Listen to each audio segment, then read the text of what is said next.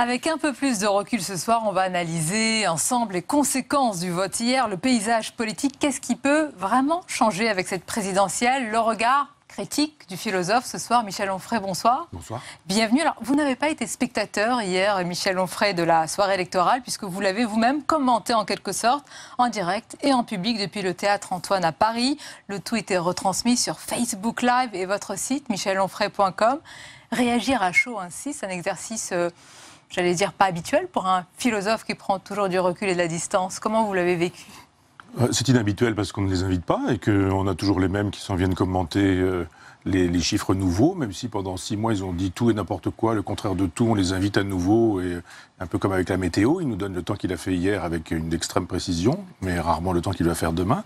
Donc non, je pense qu'il y a dans la philosophie un travail sur la longue durée, il y a des registres et des vitesses qui sont différentes. Quand je travaille à Décadence et que j'embrasse 2000 ans d'histoire, évidemment, on a besoin d'un temps long, d'un temps de silence et de méditation, de travail dans son bureau, bibliothèque, etc. Et puis après, on peut aussi penser l'actualité, on peut penser les choses un peu chaudes, justement en regard des longues durées. C'est-à-dire que ça me paraît extrêmement intéressant pour pouvoir voter pour quelqu'un, non pas de se soucier de son programme, parce que là c'est quand même la foire à la séduction, que de se soucier de son passé. C'est très intéressant le passé des gens. Et de son passif peut-être aussi. Le passé est souvent un passif, donc quand on a vu des gens qui ont trahi, tout dit, le contraire de tout, qui se sont alliés avec des gens qui sont devenus leurs amis, puis leurs ennemis, puis etc., bon, on voit à peu près à qui on a affaire. Quand le général de Gaulle arrive au pouvoir, il a derrière lui le 18 juin, ça aide un peu. D'autres ont un passé qui est effectivement un passif, souvent de traître. Donc c'est intéressant, ça permet de savoir. C'est pour ça que vous êtes abstenu alors au premier tour? Non, c'est pas la vraie raison. La vraie raison, c'est qu'il y en a plusieurs, il y en a au moins deux grosses, je dirais. La première, c'est qu'en 2005, quand j'ai fait partie de ceux qui ont voté pour le référendum contre la formule libérale de l'Europe, et non pas contre l'Europe, il y a eu un non massif. Et en 2008, on nous a dit, vous aurez exactement le même texte. C'est Valéry Giscard d'Estaing qui dit dans Le Point que c'est le même texte. Quelques virgules qui ont changé, il a dit ça. Vous avez absolument raison. Il avait juste pour donner l'impression que c'était un autre texte. Vous pouvez dire que formellement, c'était un autre texte. Et puis les députés et les sénateurs ont dit ce que le peuple a voulu, nous n'en voulons pas. Et nous décidons que de toute façon, ce référendum que vous avez refusé, enfin du moins auquel vous avez répondu par non, nous y répondons par oui, et vous y aurez droit. J'ai estimé que c'était un coup d'État à sa manière, parce que où la souveraineté existe, où on recourt au référendum et puis on obéit au référendum, ou alors on dit je fais un référendum, je souhaite que ce soit oui, si c'est non, on le mettra à la poubelle, si c'est oui, on le garde. Et je me suis dit à partir de ce moment-là, le devoir du citoyen, non pas l'électeur, mais le devoir du citoyen qui est l'homme politique, qui est censé nous représenter, c'est de respecter les décisions qui sont prises. Donc ça, c'est la première raison qui fait que dans la mesure où il y a une rupture de contrat social, je n'y suis pas allé. Restons sur cette première raison. Et puis, restons sur cette première raison, vous me développerez en quelques instants la deuxième. Quand vous dites, et on comprend, les cicatrices et les Français les portent encore sur ce référendum et cette parole non respectée. Mais aujourd'hui, vous avez eu hier des candidats qui étaient pour, par exemple, la sortie de l'euro. C'est factice, selon vous? Je vais vous donner la deuxième raison. Parce que la deuxième raison, c'est que en fait, tout a été fait pour que le goulot d'étranglement arrive à ce qui s'est passé là. C'est-à-dire qu'au bout du compte, on nous a dit il y a des grands candidats et des petits candidats. Pourquoi les grands sont-ils grands et pourquoi les petits sont-ils petits? C'est étonnant. Regardez, les petits candidats, ce sont tous des gens qui sont contre la formule libérale de l'Europe. Drôle, hein? Et tous ceux qui sont des grands candidats sont tous des gens qui sont pour la formule de l'Europe. Vous voulez dire qu'on a appelé petits candidats ceux qui sont contre le système Non, c'est que... Dans lequel vous nous mettez, les médias. Ah, je ne vais pas parler de médias, pas encore. Non, mais je suppose parce que... Non, mais je dis que quand vous avez les fameux grands candidats, vous en avez deux qu'on présente comme des sceptiques, Marine Le Pen et Jean-Luc Mélenchon. Vous êtes une observatrice avisée, vous aurez bien vu que dans les derniers temps, ces deux-là nous disaient qu'on allait voir, qu'on allait négocier. Mélenchon dit, moi je vais voir Merkel, quand elle va me voir, elle va se calmer, on va refaire un traité, là, ça va être autre chose, et vous allez voir, dans le genre, on garde, mais on ne garde pas tout en gardant. Sous-entendu, on ne touche pas à l'euro, on ne touche pas à l'Europe. C'est bon, il pouvait faire partie des grands. Marine Le Pen qui décide de tout, des boutons de guêtre, elle dit, il y aura ceci, ce sera cela, etc. Sur la question de l'Europe, c'est la même chose. On négociera, après la négociation, on fera un référendum, on verra ce que donnera ce référendum, etc. Bon, ces deux-là avaient gagné le droit de faire partie des grands parce qu'ils avaient montré des gages aux gens qui estiment que la politique, la vraie, la seule, la sérieuse, c'est de rendre possible... Alors, si je suis votre raisonnement, un candidat qualifié entre guillemets de petit, mais qu'on aurait dû qualifier selon vous de grand parce qu'il incarne une véritable rupture par rapport à l'euro et à l'Europe, ce serait François Asselineau. Non, je dis pas ça, je dis que... C'est ce qu'il dit lui. Alors c'est plus subtil, les médias, vous savez bien. C'est-à-dire qu'ils n'ont pas des gros sabots, c'est quand même beaucoup plus subtil que ça, donc on fabrique la petitesse du petit candidat. On évite une grande visibilité. Si vous évitez la visibilité, ils ne sont pas bankable, nos petits candidats, et ils restent petits. Éventuellement, on se débrouille pour que des petits candidats obtiennent 500 signatures. C'est sidérant, ça. Que des gens comme Marine Le Pen, un temps, ne parvenaient pas, ou Jean-Luc Mélenchon nous disait « j'ai du mal ». Avec leur surface politique, ils avaient du mal à trouver 500 signatures. C'est drôle. Asselineau, qui fait 0 et quelques, enfin quasiment en dessous de 0, il a ses 500 signatures. Il n'y a aucun problème. Cheminade, il a aussi ses 500 signatures. Drôle, quand même, que ces gens-là aient leurs signatures. Parce qu'effectivement... Drôle ou alors vivifiant pour la démocratie? Non, c'est ironique. Vous voyez bien, on choisit des comiques, on choisit des guignols. Jean Lassalle, c'est formidable. Quand on a un candidat comme ça, il n'y a pas de problème. Il est drôle, c'est fantastique, c'est la ruralité, il a un accent, la Vierge lui apparaît régulièrement, c'est formidable, il est sympathique, et moi j'aime beaucoup. Vous avez Poutou qui fait de son cinéma, vous avez Artaud, tout ça est bien. Est-ce que votre sympathique n'est pas un peu condescendant? C'est ce que vous nous reprochez. Quand vous dites sympathique, on a l'impression qu'ils sont là pour amuser la galerie. Non, mais bien sûr qu'on les a choisis pour ça. Mais bien sûr que les petits... Choisis? Oui, on les choisit pour qu'effectivement, on leur facilite les choses, on s'arrange. Moi, j'ai rencontré monsieur Lassalle, je l'aime beaucoup, il m'avait invité, on s'est rencontrés, on a déjeuné à l'Assemblée nationale, et il m'expliquait qui le finançait et comment, et c'est assez intéressant de voir qu'on se dit « Ah bon, vous êtes financé par ce monsieur qui, normalement, n'a aucun intérêt à vous financer, pourquoi vous êtes financé par lui ?» Et on voit effectivement que des gens ont intérêt de dire « Pour la diversité, on a des individus qui sont là et qui vont montrer que, vous avez bien vu que c'est la démocratie. » Et tout le monde peut être candidat, puisqu'on a même ceux-là. Il y en a un qui va aller sur la Lune, il y en a un autre qui chante en basque, il y en a un autre qui... Alors c'est quand même grand, la démocratie. Oui, et pendant ce temps-là, ceux-là, ils permettent finalement d'amuser la galerie, pendant que les sérieux, vous avez vu, le premier débat télévisé, on a dit, bon, les comiques, on les laisse, on ne peut pas avoir 11 personnes, hein, on va prendre les sérieux. Et avec les sérieux, on avait déjà commencé un tri sélectif. Mais dans ce théâtre-là, parlons des, entre guillemets, sérieux, vous le dites avec ironie, vous avez vraiment l'impression que sur l'Europe, rien ne changerait, qu'on donne l'impression, parce que là, on présente quand même deux candidats que tout oppose, deux visions du monde, deux visions de la France. Oui, avec un Emmanuel candidat, Macron et Marine Le Pen. Oui, un candidat qui va être élu et un candidat qui ne va pas être élu, c'est fait pour.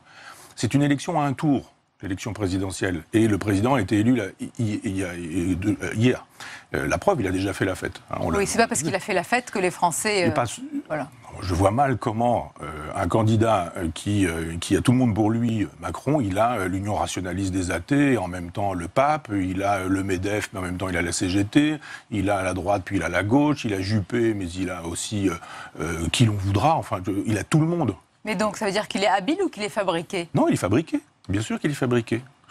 Jean-Pierre Chevènement est un ami, il m'avait dit il y a quelque temps, je peux le dire parce qu'il a redit dans la presse, donc, que Benoît Hamon avait été choisi pour perdre. C'est intéressant cette idée, choisie pour perdre. Les gens ont oublié qu'il y a eu un bourrage d'urne au Parti socialiste, ça n'a posé aucun problème. C'était plus important les vestons de Fillon. Alors oui, allons-y pour les vestons de Fillon. Mais un bourrage d'urne, pourquoi fait-on un bourrage d'urne au Parti socialiste? C'est quand même étonnant ça. Non, il y a eu un bourrage d'urne, on a expliqué en 24 heures qu'on avait mal compté, qu'il a fallu recompter, etc. Mon œil, quand on bourre les urnes, c'est parce qu'on veut pousser un candidat. Pourquoi est-ce qu'on pousse un candidat en faisant de telle sorte qu'il puisse descendre tellement bas que ça ouvre la route à Macron, dont on découvre aujourd'hui... Ils nous écoutent un peu ce soir et se disent « Oh là là, Michel Onfray, il est un peu complotiste. » Je vous donne des faits. Je vous donne des faits. Je vous dis aujourd'hui, François Hollande nous a dit qu'il fallait voter Macron. Il l'a dit il y a 3 mois déjà, ou 2 mois, parce que pour les gens qui suivent un peu... Vous n'êtes pas tombé de votre chaise? Non, mais pas du tout. Mais, il est allé au Liban. Notre ami Macron. Quand vous allez au Liban et que vous êtes reçu par l'ambassadeur, ça veut dire que le Quai d'Orsay a donné son autorisation, donc le chef de l'État donne son accord.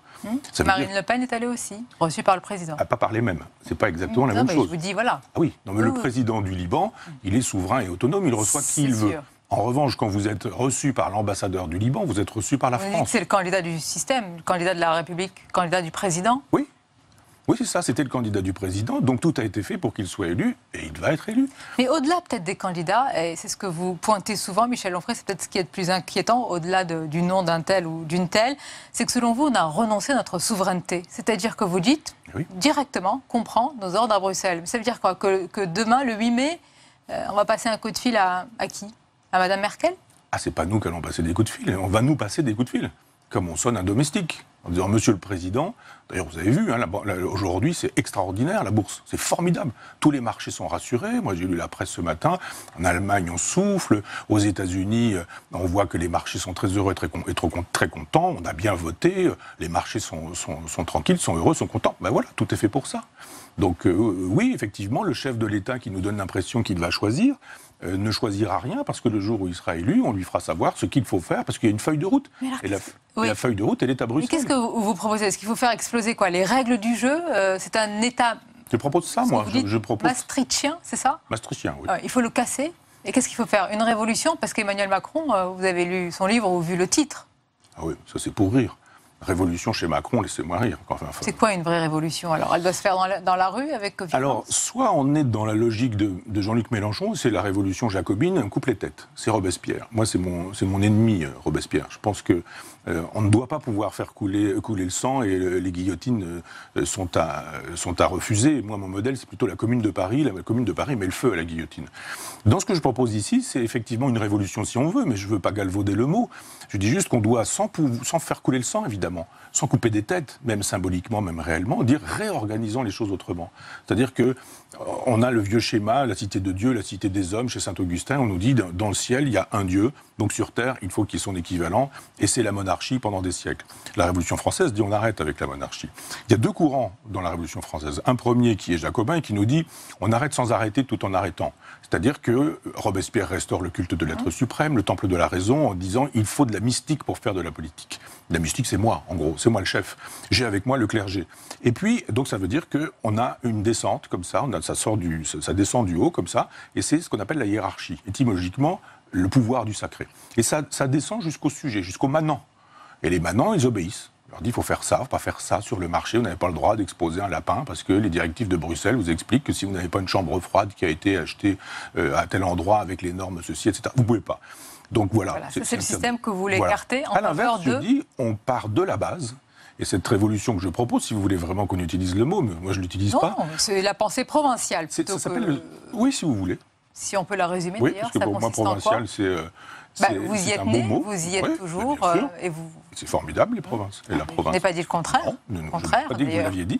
Je dis juste que quand on veut faire de la politique à partir de la base, on dit il y a des intelligences collectives. Il y a des gens qui savent, des paysans, des agriculteurs, des instituteurs, des médecins, des gens de terrain, des gens qui sont là, qui savent comment ça marche, une vigne, comment ça marche, un village, comment ça fonctionne, etc., etc.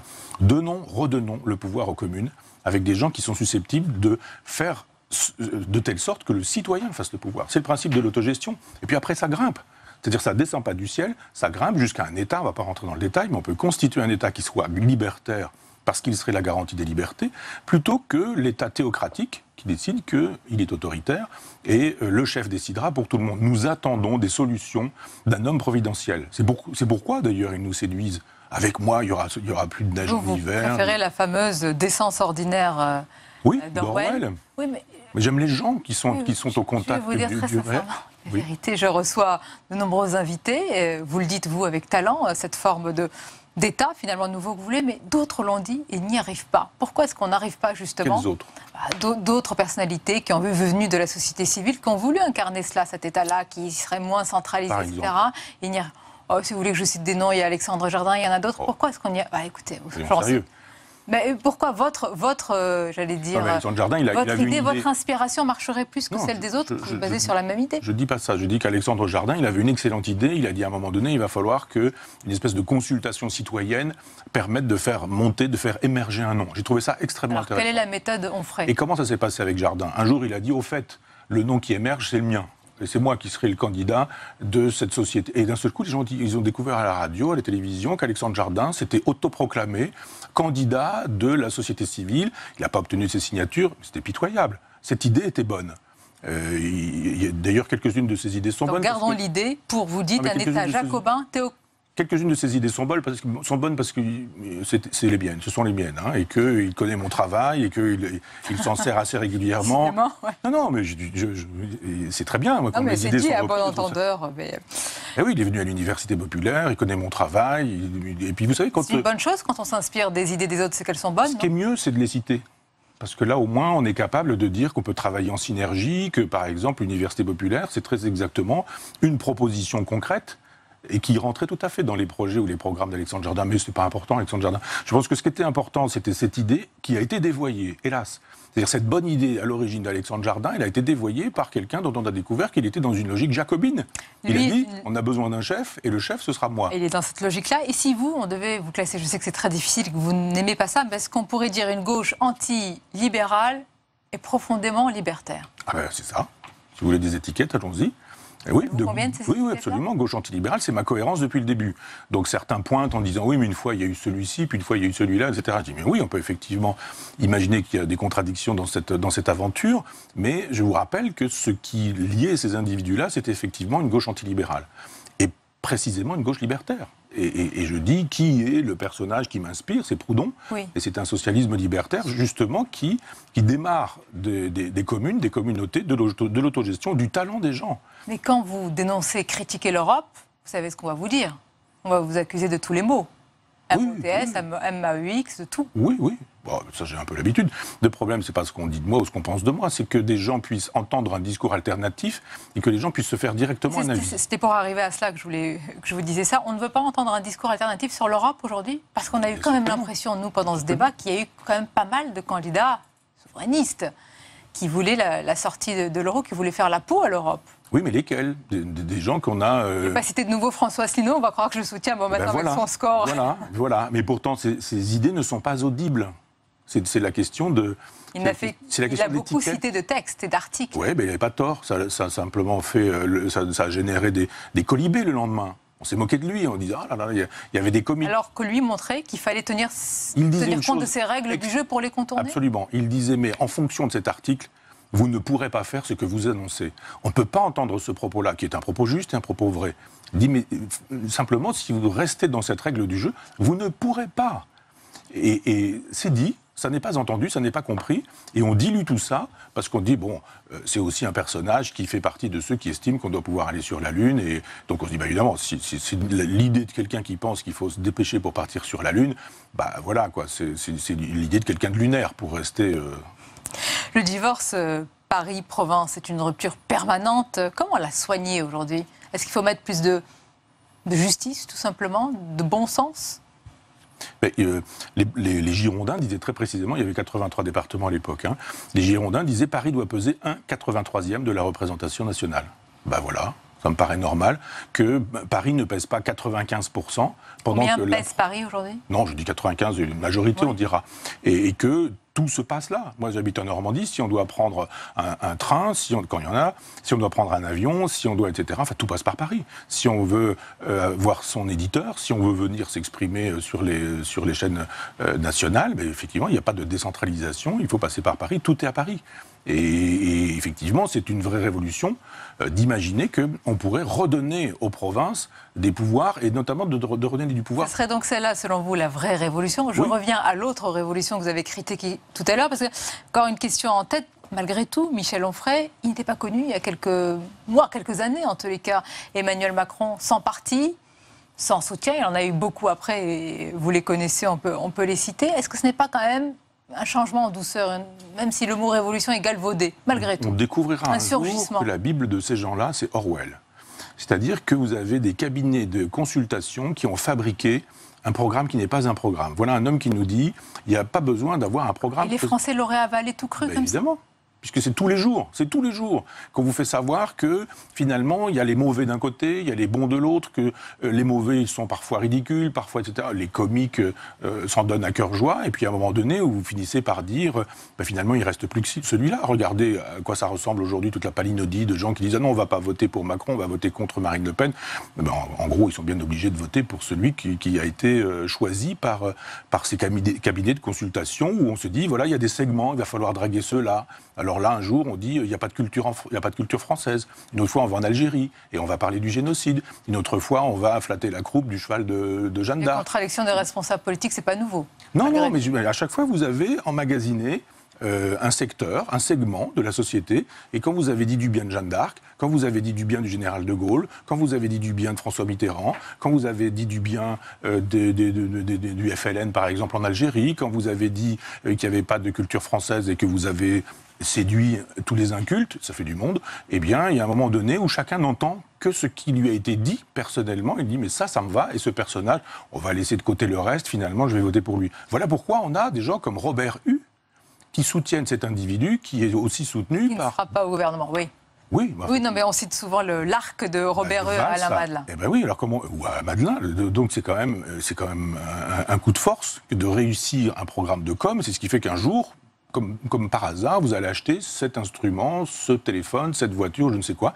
Un jour, tout est fait dans la logique publicitaire pour que le jour où vous ayez besoin d'une lessive, vous achetiez la lessive Macron. En tous les cas, votre révolution à vous, elle s'appelle La Province, les provinces, et on la retrouve dans ce livre, Décoloniser les provinces. Michel Onfray, merci d'avoir été notre invité. Moi qui vous remercie. Merci je à vous. retourne dans ma province.